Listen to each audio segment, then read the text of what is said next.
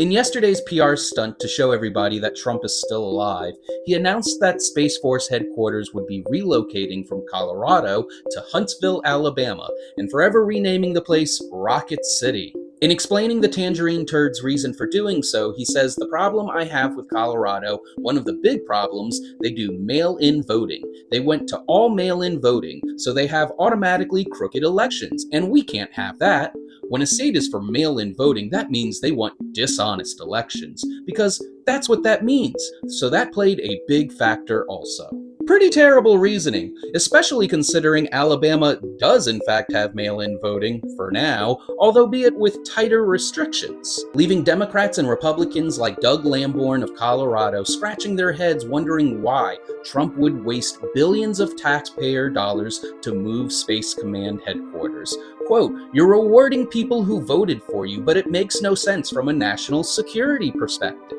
And here's why I disagree with Doug. Trump has been very vocal about his desire to deploy National Guard troops in major blue cities across the country. Despite the fact that a federal judge has deemed it unconstitutional, Trump has made clear that he still intends to do so.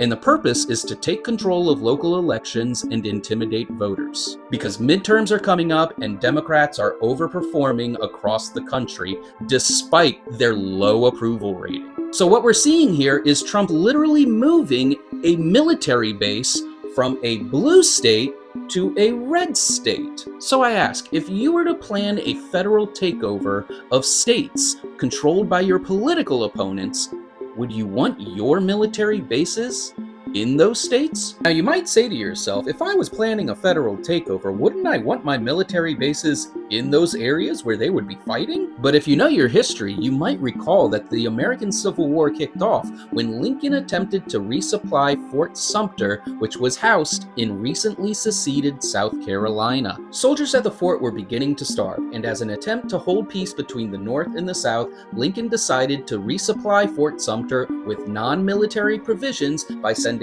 unarmed ships. But the Confederates still regarded resupplying Fort Sumter as an act of aggression and took the base with force. So I wouldn't ring the alarm yet, because after all, Space Force is Trump's little baby, and this could be as simple as him wanting to boost Alabama's economy.